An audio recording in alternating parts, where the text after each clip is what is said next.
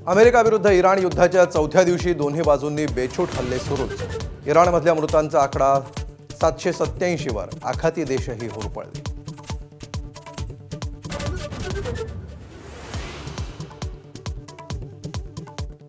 America आणि इराणमधल्या युद्धाची झळ कित्येक किलोमीटरवर असणाऱ्या भारतालाही आयात निर्यात ठप्प झाल्यानं व्यापारी कात्रीत, तर होर्मुझची खाडी बंद करत इराणकडून आर्थिक नाकाबंदी, कच्च्या तेलाचा भडका उडण्याची चिन्ह।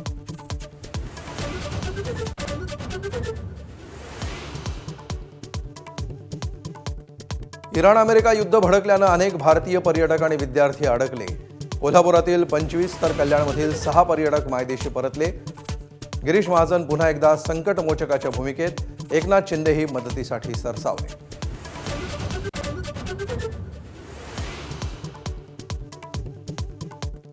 युद्धाबाबत भारताचं मौन चिंताजनक, भारत सरकारनं घेतलेल्या भूमिकेचा सोनिया गांधींकडून कठोर समाचार, तर काँग्रेसनं परराष्ट्र धोरणाचा स्वार्थासाठी वापर केला, भाजपचं प्रत्युत्तर।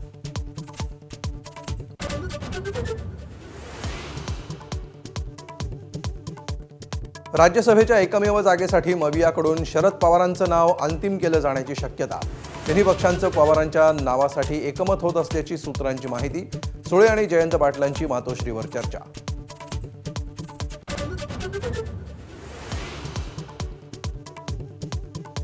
अजित पवारांच्या अपघाताबाबतच्या प्राथमिक अहवालावर छगन भुजबळांचं बोट। विमान झाडावर आदळल्याच्या दाव्यावर शंका उपस्थित, तर बाळासाहेब ठाकरेंच्या अटकेसाठी दबाव टाकला जात नसल्याचं सांगत माजी एटीएस प्रमुखांच्या दाव्याचं खंडन।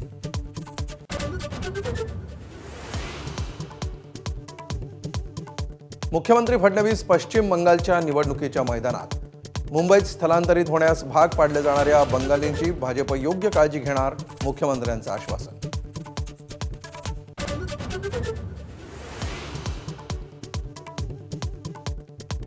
देशासह राज्यभरात धुलीवंदनाचा उत्साह।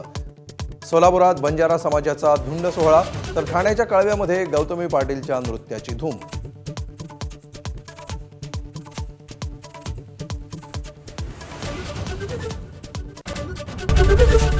एबीपी माझा, उघडा डोळे बघा नीट।